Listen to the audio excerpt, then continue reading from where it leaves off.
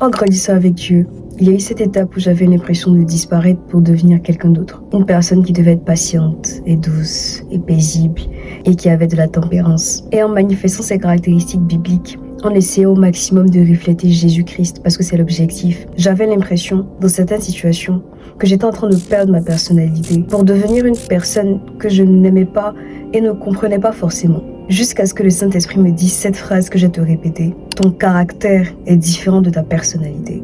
Ta personnalité est ce qui fait ton individualité en tant que personne et qui te distingue des autres. Ton caractère est la façon dont tu exprimes ta personnalité aux autres. Et ce que Dieu veut transformer en nous, c'est notre caractère. Parce que le caractère est la manière dont tu réagis aux situations et la façon dont tu interagis avec les autres personnes dans ton environnement. Ton caractère est façonné par les choix conscients que tu fais et l'éducation que tu as reçue. Et il est possible que ce caractère soit mauvais.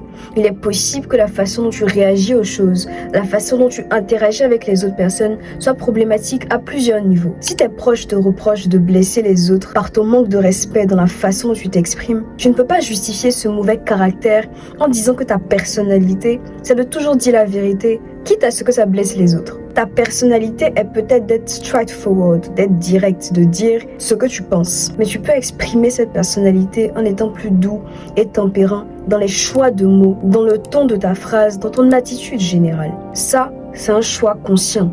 C'est ton caractère.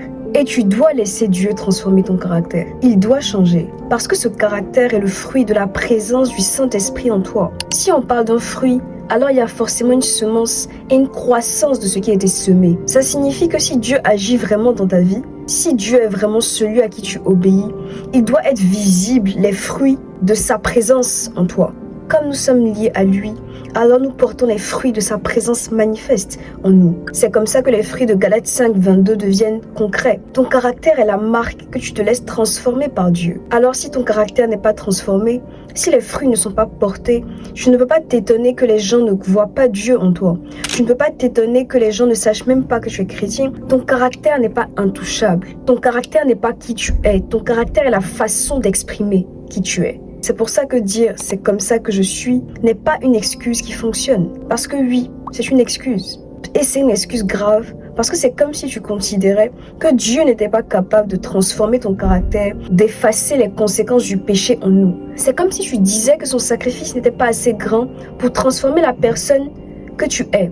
Refuser de laisser Dieu transformer ton caractère, c'est refuser de te soumettre à lui dans l'obéissance. Parce que la Bible déclare « soyez saints comme je suis saint ». C'est quelque chose sur lequel tu dois travailler. C'est un objectif que tu dois essayer d'atteindre par le Saint-Esprit selon la Bible. Ce n'est pas quelque chose que tu peux juste ignorer et considérer que ce n'est pas important alors que la Bible en parle clairement. Et si tu désobéis, la même Bible dit que la désobéissance est aussi coupable que l'idolâtrie. À quoi ça te sert de t'opposer aussi longuement à Dieu alors qu'il considère que ta désobéissance a le même niveau qu'une personne qui idolâtre, à le même niveau qu'une personne qui n'a pas Dieu comme roi dans son cœur?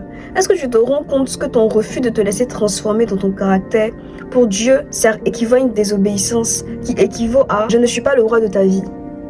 It's not necessary. Ceci étant dit, rien de tout cela ne signifie que ta personnalité doit disparaître. Dieu t'a créé avec une spécificité, Dieu t'a créé avec une originalité et tu ne dois pas la cacher. Tu ne dois pas faire comme si elle n'existait pas au nom de la manifestation des fruits de l'esprit. Sois la personne que Dieu a créée, sois celui ou celle que le potier a avec attention façonné. Je te rassure, ta personnalité ne disparaîtra pas à mesure que tu te laisses transformer dans ton caractère. Cette sensation bizarre d'être deux personnes différentes ou de ne plus savoir qui tu es disparaîtra au fur et à mesure et va se muer pour que tu puisses te comprendre encore mieux toi-même. Parce que la vérité est que ton caractère t'aide à mieux appréhender ta personnalité. Ton caractère t'aide à cadrer ta personnalité, à la faire mûrir. En fait, ta personnalité ne disparaît pas. Elle se construit, elle se bâtit à mesure que tu augmentes dans le caractère.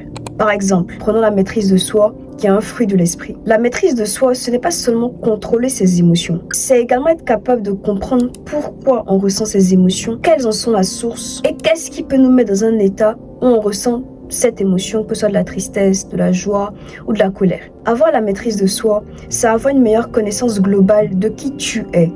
Maîtrise de soi. Donc lorsque ce fruit de l'esprit sera développé en toi, parce que tu te connaîtras toi-même mieux, tu pourras avoir une perception différente des choses que tu rejetais autrefois et savoir si tu veux les garder ou pas dans ta personnalité. Par exemple, je sais que je suis une personne qui a tendance à faire des commentaires sur ce qu'elle voit.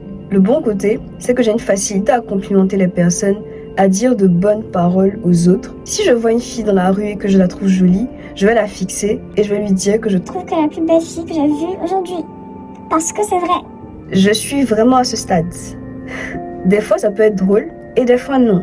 Parce que la façon dont j'exprime ce que je pense peut blesser les personnes dépendamment du ton que j'utilise ou de la légèreté avec laquelle je parle, sans même que je ne m'en rende compte, jusqu'à ce qu'on me le fasse remarquer ou jusqu'à ce que le Saint-Esprit me le dise. Une fois, j'étais avec des amis, d'autres amis, et j'ai vu une fille et je lui ai dit « Ah, tu es vieille !» Parce que je trouvais qu'elle était plus mature que nous. Sauf que, il s'avère qu'elle l'a mal pris et qu'elle se sentait mal parce qu'elle avait l'impression d'être vieille, pas mature. Juste le choix des mots que j'ai utilisés a sûrement ruiné sa soirée. J'aurais pu le dire d'une autre façon parce que en plus dans mon esprit, c'était un compliment. Parce que j'avais l'air plus jeune, plus petite qu'elle.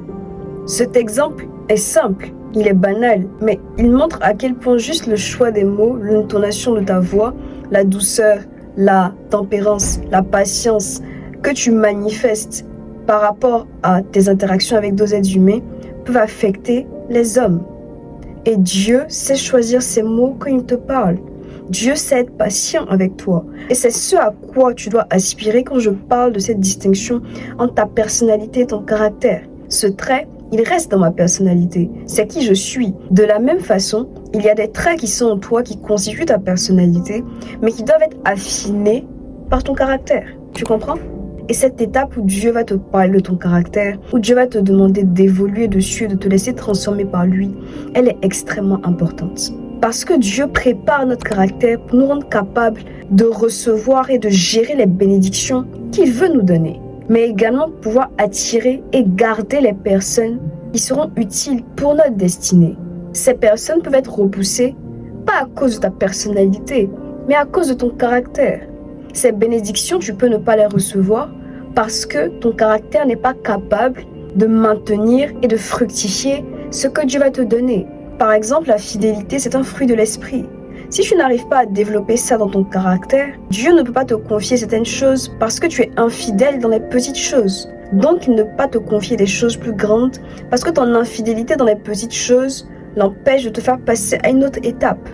Et tu ne peux pas justifier cette infidélité en disant que c'est ta personnalité. Non, ça relève de ton caractère, ça relève de choix conscients que tu fais. À ce moment-là, tu dois laisser Dieu te transformer. Donc oui, cette vidéo t'a trouvé pour t'expliquer cette étape bizarre par laquelle tu passes, où tu as l'impression d'être deux personnes différentes. C'est comme ça que je le perçois.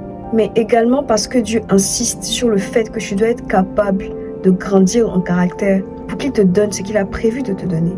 Oui, il faut que tu prennes cette histoire de personnalité, de caractère très au sérieux. Voilà, c'est tout ce que j'avais à vous dire aujourd'hui. Je sais que les personnes qui sont arrivées jusqu'ici sont des personnes qui regardent vraiment mes vidéos jusqu'au bout. Donc je vous remercie pour ça. Ça fait longtemps qu'il n'y a pas eu ce genre de vidéo où je parlais juste d'un sujet, puisqu'apparemment vous ne regardez pas mes vlogs que je poste. It makes me actually sad, guys. Mais anyway, j'espère que cette vidéo vous aura plu. Si c'est le cas, n'hésitez pas à la partager à une personne qui doit l'entendre et à vous abonner à la chaîne parce que je poste une vidéo tous les dimanches à 20h et on se retrouve dimanche prochain dans une nouvelle vidéo. Que Dieu vous bénisse et à bientôt.